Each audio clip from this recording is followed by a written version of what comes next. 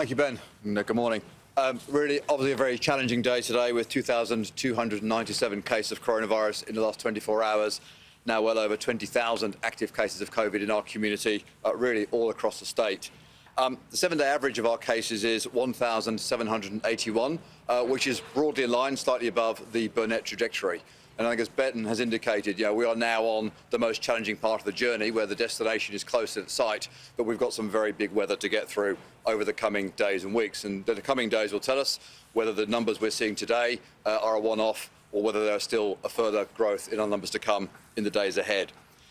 Over a quarter of our cases today are under the age of 20, and as Ben has said, almost 2/3 under the age of 40. We all continue to see that vaccination plays a huge part in terms of people's likelihood of ending up with COVID. Let me put it this way. 12% of the adult population in Victoria is not yet vaccinated, yet almost 7 out of 10 of those people who are catching COVID are not vaccinated. The rate of getting COVID if you're not vaccinated is so far higher. With 62% of us now fully vaccinated, only 11% of people who are catching COVID are fully vaccinated, and 98% of people who are in ICU are not fully vaccinated.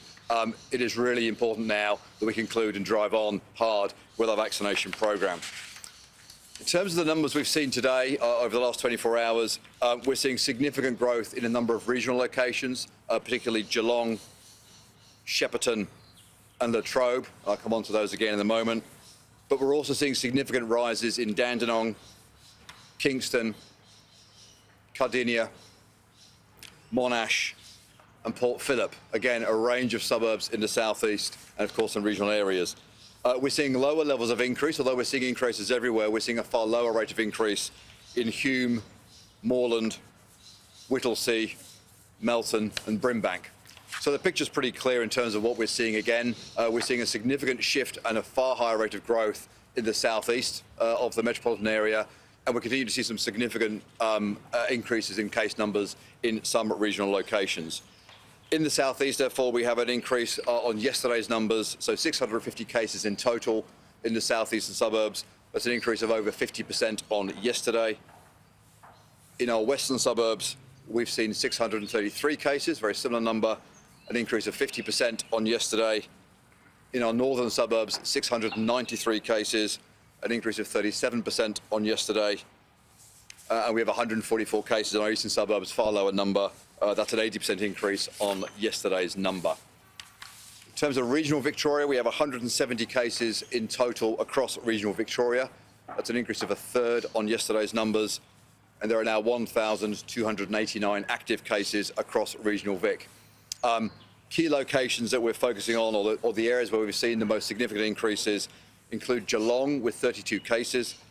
Most of those are linked and connected, but we have 9 still under investigation. We have 30 additional cases in Shepparton, and sadly we've had 1 death in Shepparton Hospital included in today's numbers that the Deputy Premier went to. Again, the majority of the Shepparton cases are linked, and we understand the community transmission that's happening in Shep at this point in time. We have 23 cases across Mildura and Robin Vale and Swan Hill, again all linked into a number of communities and including into agricultural workers in that part of the state. And we have 17 cases in Latrobe and 17 cases in Bawburshire. So significant work to do there, and we can now see a significant number of cases again in our regional communities that we're working very hard on with local players. In terms of vaccination, over 600, or just under 600,000 doses delivered last week by both GPs, primary care, community pharmacies and state clinics, and the whole range of pop-ups that Ben's described. We now have, for all Victorians over 40, 90% have now, at least 90% have had their first dose of vaccine, going up to 94% of Victorians aged over 70. So we're seeing really high rates of vaccination in those older age groups, which is fantastic to see. And 72%, or at least 72% of all Victorians aged over 40 are now fully vaccinated. So we're seeing and completing, the older cohorts are completing their vaccination journeys. It's important we maintain the momentum in our younger age groups to carry that work on. Finally, I had the opportunity over Monday and Tuesday to work with our teams in Mildura and Robin Vale and Swan Hill.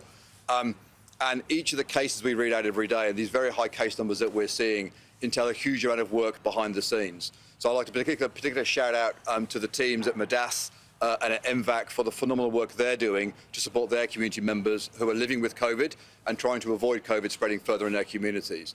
The amount of work that those people are doing around volunteering, providing food and welfare relief, ensuring people can isolate as safely as possible is truly inspirational. And that story sits behind so many of the cases that we see in today's numbers and across our state. The health teams, the clinical teams at Mildura Base Hospital and at Swan Hill Hospital, the amount of work they're doing in Tier 3 PPE, getting ready potentially for worst case scenarios of seeing significant numbers of people being ill coming into their hospital environment. That is a story that's replicated across our entire state. And my thanks to everybody in our clinical and medical teams who are doing so much work behind the scenes to look after people who are today sick with COVID and also preparing for some very challenging weeks ahead. So although we can see our way through and we can see our way through along the roadmap, we knew that this was going to be difficult. The numbers today highlight how challenging this is, not only for all of us as Victorians to navigate our way through this COVID pandemic, but particularly those who are catching COVID and those who are becoming seriously ill with it. Please, everybody, use this as a reminder for those last few weeks to do whatever we can to minimise transition, and please get vaccinated so you don't suffer the worst consequences that might happen.